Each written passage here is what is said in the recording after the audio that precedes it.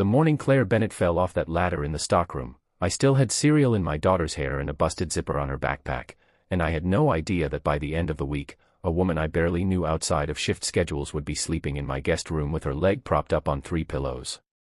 My name is Ryan Coleman. I'm 36, I work maintenance and inventory for a regional supply warehouse outside Dayton, and I've been raising my daughter Lily on my own since she was 4. She's 8 now. Her mother left the way some people leave a job they were never really committed to, quietly, then completely, with a note that said more about her own restlessness than anything I'd done wrong. I don't spend much time on that anymore. A man raising a kid alone doesn't get the luxury of dwelling. You get up, you make the lunch, you go to work, you come home, you do it again. Claire worked receiving, 2 aisles over from where I usually ran my rounds, checking pallet racks and fixing whatever the forklifts had knocked loose that week. We weren't close. We said good morning. We complained about the same manager. Once, in the break room, she laughed at a joke I made about the vending machine eating everybody's dollar on the same button, and I thought, that's a nice laugh, and then I went back to work and didn't think about it again for a month. She kept to herself, mostly. Polite, quick, good at her job, the kind of quiet that made people assume she had somewhere warm and full to go home to. I found out later how wrong that assumption was. That Tuesday started like every other Tuesday. Cold morning, gray sky, the kind of December light that never really commits to daytime. I was on the far side of the warehouse restocking shelf brackets when I heard it. Not a scream, more of a hard gasp and then a crash that shook the metal shelving 2 aisles down. I dropped what I was doing and ran. Claire was on the concrete floor, one hand pressed flat against the ground, the other wrapped around her ankle, her face gone pale and tight with the kind of pain people try to breathe through instead of yell through. The stepladder she'd been using to reach a high bin was on its side a few feet away, one leg bent wrong. Don't move, I said, dropping to my knees beside her. Don't try to stand yet. I'm fine, she said, which is what people always say right before you realize how much they aren't. I looked at her ankle. It was already swelling under her sock, an ugly shape starting to push against the fabric that had no business being there. You're not fine. That's not fine. She let out a breath that shook on the way out. I have to finish this section before noon. Claire. I said her name flat, the way you talk to somebody who's arguing with a fact instead of a person. The section can wait. You can't. Somebody had already gone for the shift supervisor by then. Word travels fast on a warehouse floor, faster than any of the safety memos ever do. Within 10 minutes, we had her sitting up against a stack of pallets with an ice pack somebody had raided from the break room fridge, and within 20, I was driving her to urgent care myself because the 2 other men who might have done it were both out on forklift runs and nobody wanted to wait for the ambulance paperwork to catch up to a swollen ankle. She sat in my passenger seat with her foot propped on a rolled-up jacket, staring out the window like she was mad at the sky for being involved. You don't have to do this, she said. Somebody could have called me a cab. Nobody's calling you a cab with a leg like that. It's just a sprain. We don't know that yet. She went quiet after that, and I let her. Some people need the silence more than they need the conversation, and I'd learned a long time ago how to tell the difference. It wasn't a sprain. The X-ray showed a clean fracture just above the ankle, the kind that needed a boot, crutches, and 6 to 8 weeks of staying off it as much as humanly possible. I sat in the waiting room the whole time, not because anybody asked me to, but because leaving felt like leaving a job half-finished, and I don't do that. When they wheeled her out, boot fastened, crutches tucked under one arm, she looked smaller than she had that morning. Tired in a way that had nothing to do with the pain medication. Who's picking you up? The discharge nurse asked her, clipboard in hand, already half-turned toward the next task. Claire hesitated. That hesitation told me more than any answer would have. I'll manage, she said. Ma'am, you can't drive with that boot on. Is there someone at home? Another pause, longer this time. It's just me, she said quietly, like she was hoping the nurse wouldn't ask a follow-up question. I stepped in before I fully decided to. I've got her. Claire looked at me sharp, surprised, maybe a little embarrassed. Ryan, you don't have to. I already drove you here. Doesn't make sense to leave the job unfinished. The nurse looked between us, decided we were telling the truth, and went on with her checklist. Claire didn't argue again, which told me how tired she really was. In the truck, she stared straight ahead for a long minute before she spoke. You can just drop me at my apartment. I'll figure the rest out. You live alone? Yes. Second floor, third floor, what? She hesitated again. Second. Stairs. Ryan. Just answer the question. She let out a breath that was half laugh, half frustration. Yes. Stairs. No elevator. I'll figure it out. I thought about that apartment. Narrow stairwell, no railing worth trusting, a woman on crutches with a leg that couldn't take weight, nobody home to catch her if she went down wrong. I thought about Lily, waiting for me at my sister's house until I picked her up, and how she'd ask about my day at dinner the way she always did, and how I wanted an answer I could feel good about giving her. You're not staying there alone tonight, I said. I'm not your responsibility. Didn't say you were. Said you're not staying there alone tonight because I'm not going to sit at home wondering if you fell down a stairwell trying to get ice for your own ankle. She was quiet for a while. Outside, the gray sky had started spitting a thin, mean sleet against the windshield. I don't have anyone else, she finally said. Not sad, not looking for sympathy, just stating a fact the way you'd state your address. My mom passed 2 years ago. My dad and I don't talk. My roommate moved out in the spring and I never replaced her because the rent works out fine on my own. I have coworkers. I don't really have people. That sentence sat heavy in the truck between us. I'd heard versions of it before, from myself, in worse years, when Lily was small and her mother was gone and I used to lie awake doing math on how a person survives being the only name on every emergency contact form. Well, I said, tonight you've got one. She looked over at me, and something in her face shifted, not quite trust yet, but the beginning of it, the crack where trust gets room to grow. I don't want to be a burden, she said. You're not a burden. You're a coworker with a broken ankle and nowhere safe to land. That's just Tuesday. That got the smallest laugh out of her, tired and real. Your version of Tuesday sounds exhausting. You have no idea.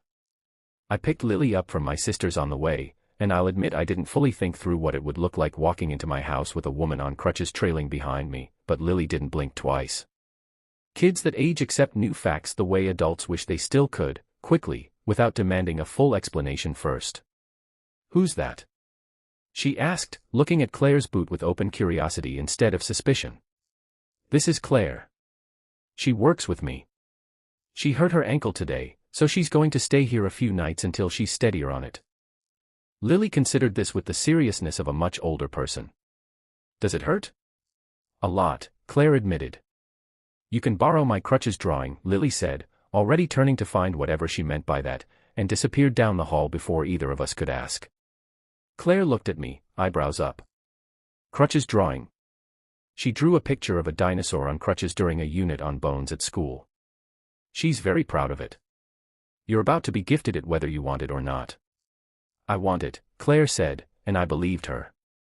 That first night was awkward in the way any new arrangement is awkward, careful steps around each other's space, too many apologies over small things. I gave her the guest room, showed her where the bathroom was, propped extra pillows under her ankle the way the discharge papers said to.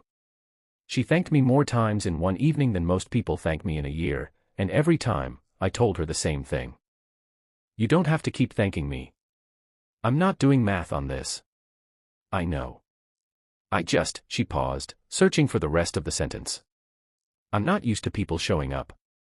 Well, I said, get used to it for a week. She smiled at that, small and a little disbelieving, like she wasn't sure yet whether to trust the offer. The first few days settled into a rhythm none of us planned but all of us seemed to accept. I'd get Lily to school, go into work a little late with the manager's blessing since half the warehouse had heard what happened and nobody wanted to be the guy who gave a man grief for helping an injured coworker. Claire spent her days on the couch with her leg elevated, working through crossword puzzles Lily insisted on doing with her, badly, cheerfully, filling in wrong answers with total confidence. By Thursday, Claire had learned how I took my coffee without asking. By Friday, she'd started making dinner some evenings from her seat at the kitchen table, directing me like a surgeon walking an intern through a procedure, chop this, not that thin, no, thinner, because standing at the stove wasn't an option yet and she refused to just sit there doing nothing. You don't have to cook, I told her one evening, watching her point at the cutting board like she was conducting an orchestra. I have to do something, she said. If I just sit here being helped, I'm going to lose my mind. I understood that better than she probably realized. I'd spent years hating the idea of being helped, back when Lily's mother left and half the town seemed to be waiting to see if I'd fall apart. Accepting help had felt, for a long time, like admitting I couldn't do this. It took me longer than it should have to understand that letting people in wasn't the same as failing. Fine, I said. Direct away, chef. She smiled at that, and something in my chest did a small, unfamiliar thing I chose not to examine too closely. Lily adjusted faster than either of us expected. She started saving Claire a seat at the table without being asked. She brought her books to read on the couch beside her because, in Lily's words, it's boring reading alone when someone's just sitting there. One evening I found the two of them deep into a card game with rules Lily had clearly invented on the spot and was enforcing with total confidence, and Claire was losing on purpose in a way that wasn't quite subtle enough to fool an 8-year-old, and both of them were laughing about it anyway. I stood in the hallway longer than I needed to, just watching. It had been a long time since my house had that particular kind of noise in it. Not loud noise. Warm noise. The kind that means the walls are holding something good. By the second week, Claire could get around on the crutches well enough to manage short trips without help, though I still hovered more than either of us admitted out loud. She'd stopped apologizing every time she asked for something. She'd started leaving her sweater on the back of the kitchen chair like it belonged there. Small things. The kind of things that tell you a person has stopped bracing to leave. It was around then that the warehouse gossip started catching up to us. I heard it first from Deshawn, who worked the loading dock and had never once in 3 years minded his own business when there was a better story available. He caught me by the time clock Monday morning with the particular grin of a man who thinks he's about to say something clever. So, he said, heard Bennett's been staying at your place. She broke her ankle. She needed somewhere to land. Sure. He nodded slowly, in the way people nod when they've already decided what they believe. Real generous of you. It's not complicated, Deshawn. Didn't say it was.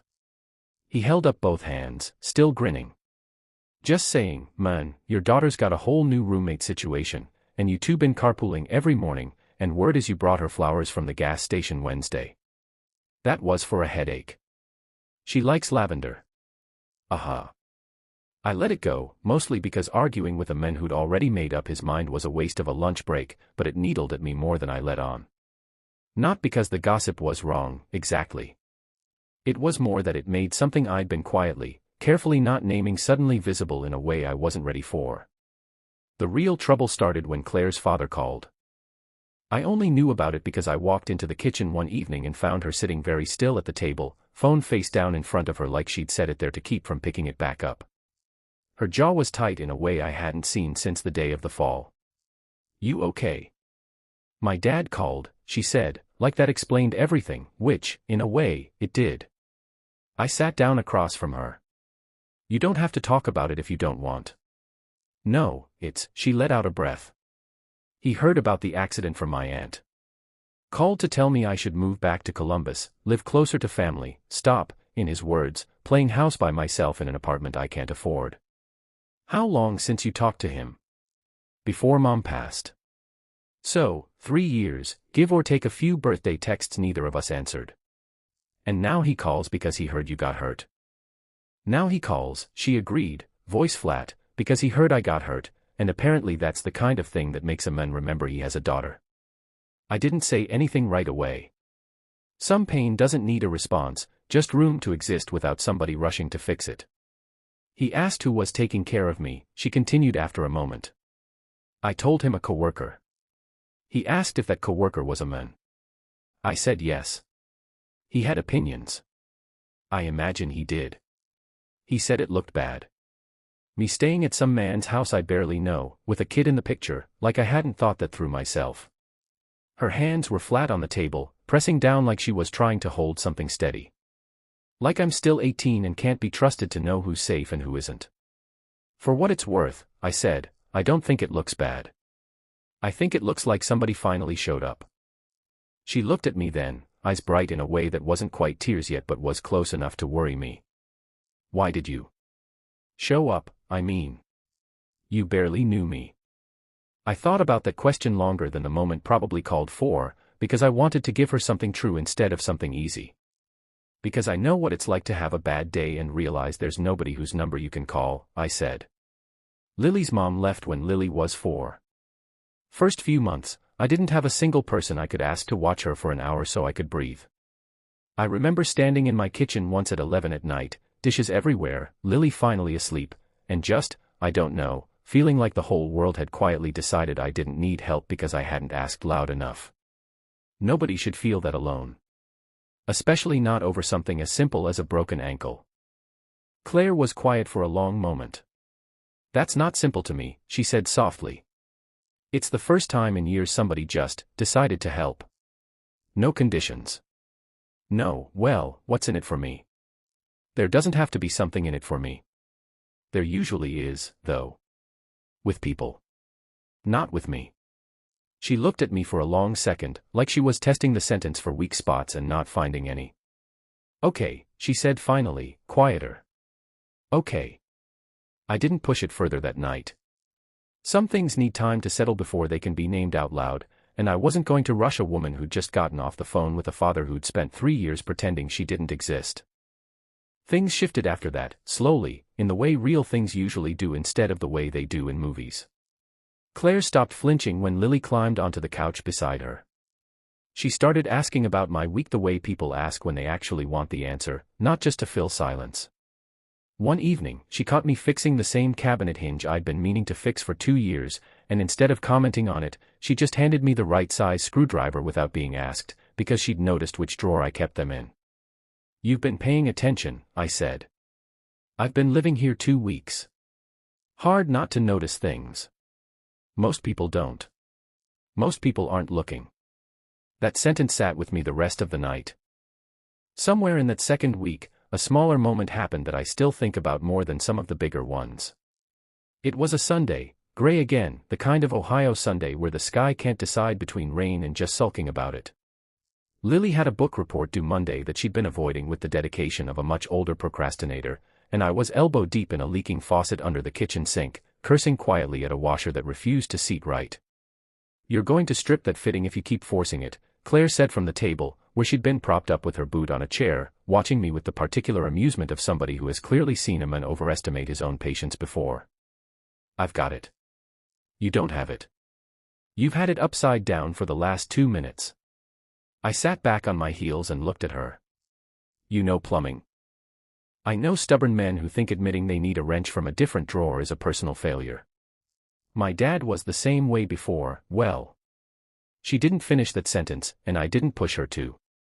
Fine, I said. Which wrench? She told me, precisely, without hesitation, and she was right, and the faucet stopped leaking 4 minutes later, and I sat on the kitchen floor looking up at a woman with a broken ankle who'd just fixed my plumbing problem without moving from her chair, and something in me went quiet and warm in a way I hadn't expected on a Sunday afternoon with a leaking sink.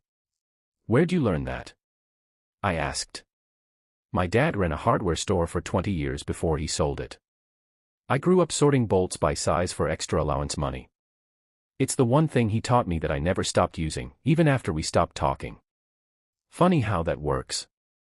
The useful stuff outlasts the person. She looked at me for a second too long after I said that, like the sentence had landed somewhere she wasn't expecting it to. Yeah, she said quietly. It does. Lily wandered in around then, book report abandoned, dragging her stuffed rabbit by one ear, and climbed into the chair beside Claire without asking permission, the way she'd started doing more and more that week. Will you help me with my book report? She asked. Dad's bad at similes. I am not bad at similes. You said my book was, like, you know, a good book, 4 times. Claire pressed her lips together, clearly trying not to laugh at my expense. I can help with similes, she said to Lily. What's the book about? A dog that runs away and finds his way home across, like, a whole state. Okay. What did it feel like when the dog was lost? Scared like what? Lily thought about it with the seriousness only an 8-year-old can bring to a homework assignment. Scared like when you're the last kid picked up from school and everybody else already left. Claire went very still for a second. That's a really good simile, she said softly. Write that down exactly like you said it. I watched them work through the rest of that report together at my kitchen table, Claire patient in a way I hadn't expected from someone I'd only known a few weeks, Lily lighting up every time Claire told her an idea was good, and I stood in the doorway with a wet wrench still in my hand, watching my daughter get something from this woman that I hadn't realized she'd been missing. That night, after Lily was asleep, Claire found me on the back porch, where I'd gone to think without fully admitting to myself that I needed to think. She's a good kid, Claire said, easing herself into the chair beside mine, boot propped on the railing. She's had it rough. Doesn't always show it, but she has. You'd never know it, watching her. She's steady. Kids that age aren't usually that steady unless somebody worked hard to make them feel safe. I try. You do more than try. Claire looked out at the dark yard for a moment. I never had that. Steady, I mean. My mom loved me, but she worked 2 jobs most of my childhood, and my dad was always more interested in the store than in us. I spent a lot of my life being the last kid picked up from school. Lily doesn't know how lucky that simile is. It's not a metaphor to her. It's just a feeling she's heard about, not lived. You lived it. I lived it a lot, she said, and there was no self-pity in the way she said it, just fact, the same flat honesty she'd had in the truck the day of the accident. It's part of why I didn't want to call my dad when I fell. I knew what kind of help he'd offer. The kind with a price tag on it. Come back to Columbus, live under my roof, do things my way, and don't ask me why I wasn't there when your mother was dying either. I'd rather manage a broken ankle alone than pay the price again. You didn't have to manage it alone, though. No, she said, and there was something in her voice that hadn't been there before, something softer, like a door easing open instead of getting kicked in. I didn't. Because you didn't let me. We sat out there a while longer, not saying much, just letting the quiet do what quiet does when 2 people are getting comfortable inside it instead of afraid of it. Somewhere around then, I stopped thinking of her as my coworker with the broken ankle staying in my guest room, and started thinking of her as something closer to family, even though neither of us had said the word out loud yet. The trouble with Grant, my manager, came a week after that. He wasn't a bad man, exactly, just the kind of manager who thought efficiency and compassion were opposites and treated warehouse workers like line items instead of people. He called me into his office on a Wednesday with the particular energy of a man who'd already decided what he was going to say and was just looking for permission to say it. Heard your situation has gotten a little complicated, he said, leaning back in his chair like he owned the conversation before it started. Not sure what you mean. Bennett. Staying at your place. Your daughter involved. People talk, Ryan. People also break bones and need somewhere safe to recover. Didn't realize that was a management concern. Grant's mouth thinned. It's a concern when 2 employees are involved, and it starts affecting how people see the chain of command around here. Nobody's involved in anything that affects the chain of command. I helped a coworker get to urgent care and gave her somewhere to stay until she could manage stairs on her own. That's it. That's not what I'm hearing. Then you're hearing wrong. I kept my voice level, because I'd learned a long time ago that anger in a manager's office never won you anything but a write-up. If there's a policy against helping an injured coworker, I'd like to see it in writing. He didn't have an answer for that, because there wasn't one, and we both knew it. He let me go with a warning that amounted to nothing more than his own discomfort dressed up as concern, and I walked out of that office more certain than I'd been in weeks about exactly what I wasn't going to apologize for. I didn't tell Claire about the conversation, not because I was hiding it, but because I didn't want her carrying guilt over something that wasn't hers to carry. She found out anyway, the way these things always find their way back around a small workplace. You didn't have to defend me, she said that night, sitting at the kitchen table with her ankle propped on the chair across from her, boot half unfastened for the evening. Wasn't defending you. Was defending the truth. Different thing. Grant's going to make this harder for you now. I know how he is. Let him try. She studied me for a moment, something unguarded moving across her face. You keep doing that. Doing what? Standing in front of things without being asked to. Somebody has to. Most people wait to be asked. I'm not most people, I said, and I meant it as a simple fact, not a line, but the way she looked at me after made it feel like something more than either. The morning of Claire's follow-up appointment, the doctor cleared her for a walking boot, no more crutches, light weight bearing allowed. It should have felt like good news, and it was, but it also meant the thing neither of us had said out loud was suddenly closer than either of us was ready for. She could go home now. There was no more medical reason for her to stay.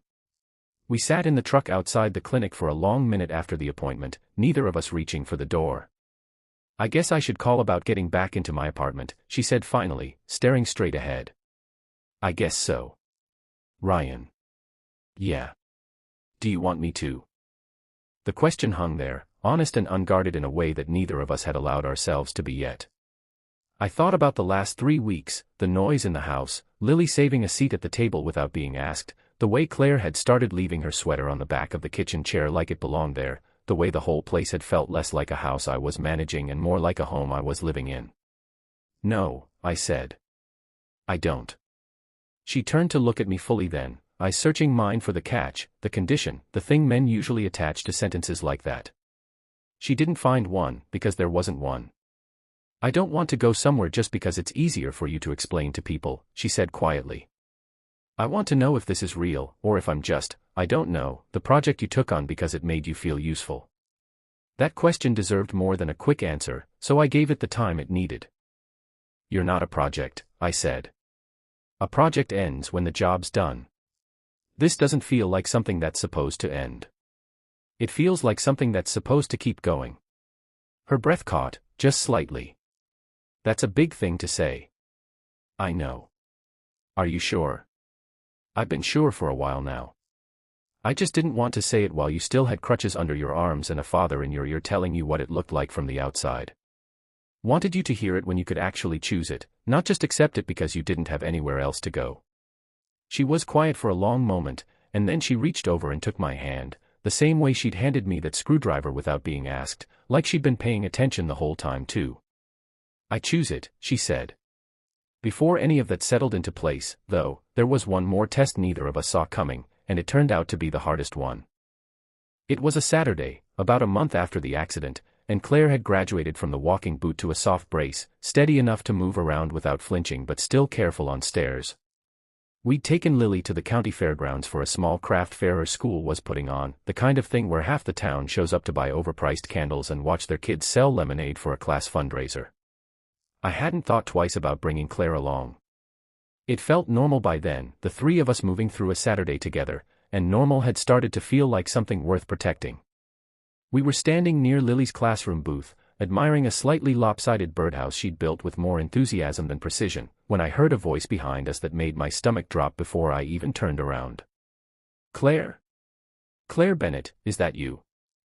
She turned first, and I watched her whole posture change, shoulders pulling in, chin lifting like she was bracing for a hit. A tall man in a pressed flannel jacket stood a few feet away, gray creeping into his hair, holding a coffee from the stand near the entrance. I didn't need an introduction to know who he was. The resemblance in the jaw alone told me enough. "Dad," she said, and the word came out careful, tested, the way you'd step onto ice you weren't sure would hold. "I didn't know you'd be here. Your aunt mentioned the fair, but I didn't think." He stopped himself, eyes moving from Claire to me to Lily, doing the math out loud on his face the way people do when they think they've already solved the equation before they've heard any of the numbers. "This is him. The coworker. This is Ryan," Claire said, steadier now, like she'd found her footing. "And his daughter, Lily." Her father's eyes lingered on Lily a beat too long, and I felt something protective rise in my chest before he even said a word. "So this is the whole situation, then," he said, and there was a coldness under the words that made Claire's jaw tighten. "It's not a situation, Dad. It's my life. You're staying at his house. With his kid. People talk, Claire. People have been talking about me my whole life. Usually because they weren't around to know the truth, just the rumor. That landed harder than either of them probably expected in front of a bake sale table." Her father's face flushed, some old argument clearly resurfacing under the surface of this new one. "I called to check on you," he said. "I heard you broke your ankle and I had to hear it from your aunt 3 days later because you didn't think to tell me yourself. I didn't tell you because the last 3 years taught me you only show up for the parts of my life that are convenient to comment on," Claire said, and her voice didn't shake, which surprised me more than the words themselves did. You didn't call when Mom was in hospice. You didn't call on my birthday, not once, not in 3 years. But I break a bone and suddenly you're at a county fair with opinions about who's taking care of me. I stayed quiet, not because I didn't want to step in, but because this wasn't my fight to lead. This was hers, and she needed the room to finish it without me standing in front of her like she couldn't. Her father looked at me then, sizing me up in a way that felt more like an accusation than a question. And what exactly are your intentions here? My daughter's staying under your roof, around your kid, and I don't even know your last name. Coleman, I said evenly. And my intentions are that your daughter needed somewhere safe to heal after she got hurt at work, and nobody else offered. I didn't ask for a resume before I decided to help somebody in pain. That's convenient, isn't it? Playing the hero. Wasn't playing at anything. Just doing what decent people are supposed to do for each other. He opened his mouth to answer, but Claire cut in before he could. Decent is the word you're looking for, Dad. It's not a word I've had a lot of practice attaching to men in my life. Ryan's the first one who's earned it without me having to ask. The fairground noise kept going around us, oblivious, kids laughing somewhere near the ring toss, a radio playing tinny country music from a nearby stand. But right there, in that small circle, everything had gone still. I came here to fix things, her father said, quieter now, some of the fight draining out of him. You came here because you're worried what people will think about the daughter you barely check on, Claire said. That's not the same as fixing anything. He didn't have an answer for that. I watched something in his face crack, not into anger this time, but into something closer to shame, the kind that comes when a person realizes they've been caught in their own excuse. I don't know how to do this, he admitted finally. Be a father to you now, after everything. I don't know where to start. Claire's eyes filled, but her voice stayed steady. You could start by not showing up with judgment before you show up with an apology. He nodded slowly, like the sentence cost him something to hear and accept both. I'm sorry, he said. For the call. For a lot more than the call. I know, Claire said. I'm not ready to talk about all of it today. But I heard you say it. He looked at me one more time, and something in his expression shifted from suspicion to something closer to reluctant respect. Take care of her, he said, which wasn't quite an apology to me, but wasn't hostility either. Already doing that, I said. Plan to keep doing it. He left not long after, walking back toward the parking lot alone, and Claire stood watching him go with an expression I couldn't fully read, grief and relief tangled together in a way that probably takes years to fully untangle. You okay? I asked, once he was out of sight. I don't know yet, she said honestly. But I said the thing I've needed to say to him for 3 years, and I said it standing next to somebody who actually showed up. That's more than I expected to get out of a craft fair. Lily appeared at Claire's elbow just then, apparently having watched the whole exchange with more attention than either of us realized, holding up her lopsided birdhouse like it was the only thing that mattered in the world, which, to her, it was. Do you want to see the hole where the bird goes? She asked Claire, entirely unbothered by the tension that had just cleared the air. Claire laughed, wet-eyed and real. Yes, she said. I want to see the hole where the bird goes. That, more than anything, told me what kind of family we were quietly becoming. Not one without hard days. Not one without old wounds still healing underneath the surface. But one where, no matter what just happened, there was always room to turn back toward a kid holding up a crooked birdhouse and mean it when you said yes. We didn't rush into anything loud or dramatic after that. There was no big announcement, no grand gesture in front of the whole warehouse. Claire kept the guest room a little longer, out of respect for Lily's adjustment more than anything else, but the space between us changed in all the small, quiet ways that matter more than big ones. She started calling it home before either of us pointed out that she had. Lily was the one who said it plainest, weeks later, at dinner, apropos of nothing, the way kids do. Are you Claire's boyfriend now? She asked me, fork halfway to her mouth, entirely unbothered by the size of the question. I looked at Claire. Claire looked at me, eyebrows up, waiting to see how I'd answer in front of an 8-year-old jury with no patience for evasive answers. Yeah, I said. I think I am. Lily nodded, satisfied, like she'd confirmed something she already suspected, and went back to her dinner without another word, which is about the highest endorsement an 8-year-old can give. Grant never did find a policy to write me up over, though he tried twice more before giving up entirely. Claire's father called once more, a few months later, softer that time, less certain of his own righteousness, and Claire took the call standing in the kitchen with my hand resting on her shoulder the whole time, not because she needed the support to survive the conversation, but because she wanted it there anyway. That's the difference, I've come to understand, between needing somebody and choosing them. She didn't need me by then. She'd proven, weeks earlier, that she could stand on her own leg again, boot off, steady, capable. She chose me anyway. That's worth more than any emergency ever could be. Deshaun still brings it up sometimes at the time clock, grinning like he called it from day one, and maybe he did. I don't mind anymore. Some stories are worth being teased about. A year after that ladder tipped over in the stockroom, Claire and I stood in that same warehouse aisle during a slow afternoon, and she pointed at the exact spot on the concrete where she'd fallen. Right there, she said. Worst day of my year, and somehow also the best one. Funny how that works. You didn't have to stop what you were doing that day. Yeah, I said, I did. She smiled at that, the same small, real smile I'd first seen in the break room over a joke about a vending machine, except now it didn't disappear after a second. Now it just stayed, easy and certain, the way good things do once they've had time to root. Lily calls her Claire still, not Mom, and that's fine, that's their pace to set, not mine.